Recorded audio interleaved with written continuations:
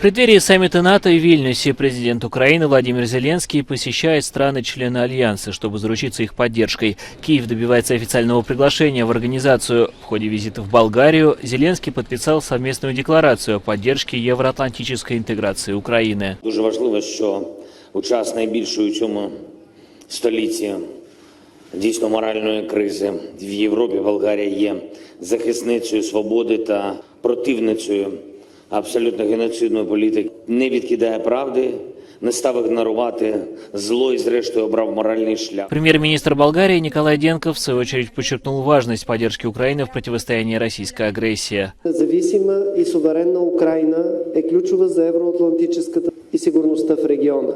Русия трябва да се изтегли безусловно от украинската територия в нейните международно признати граници, както и да понесе съответната отговорност, включително и за военни престъпления.